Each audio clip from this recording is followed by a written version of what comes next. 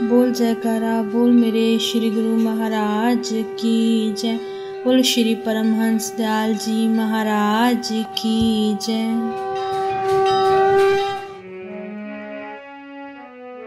एक रोज़ इरशाद हुआ कि अहले हिनूद यानी हिंदू धर्म मानने वाले और अहले इस्लाम यानी इस्लाम धर्म मानने वाले दोनों मजहब के बाज यानी कोई बुज़ुर्गों का ऐसा ख्याल मालूम हुआ कि जब सुल्तानुल अज़कार का गलबा होता है तो ज़ाकिर यानी उपासक अपने जिक्र यानी जप की आवाज़ खुद ही नहीं सुनता है, बल्कि गैर आदमी भी हस्बे मरातब यानी पदानुसार जिक्र कल्ब यानी हृदय का जप की आवाज़ सुनते हैं।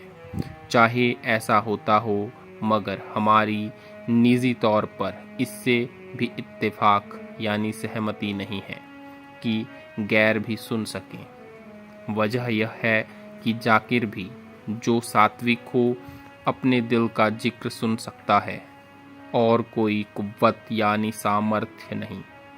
फिर ख्याल करने का मुकाम है कि दूसरे आदमी जाकिर के कल्ब के जिक्र की आवाज़ कैसे सुन सकते हैं। जाकिर की खुद अलबत्ता ऐसी हालत हो जाती है कि अगर उसके ढोल नफीरी भी पास बजते रहें और कैसा भी शोर गुल होता रहे, वह अपने कल्ब की आवाज़ और अनहद शब्द की आवाज़ सुन सकता है।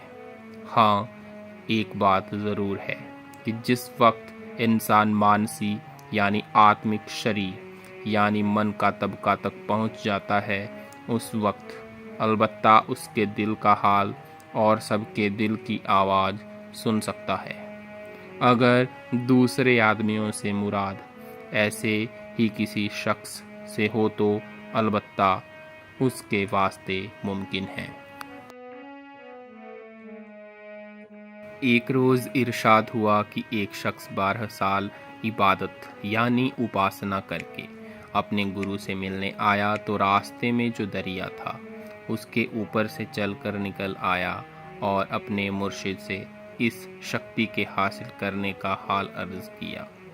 उन्होंने फरमाया कि तुमने 12 साल में तांबे का एक पैसा हासिल किया, क्योंकि दरिया की उतराई की यही उजरत यानी पारिश्रमिक होती है। बोल जयकारा बोल मेरे श्री गुरु महाराज की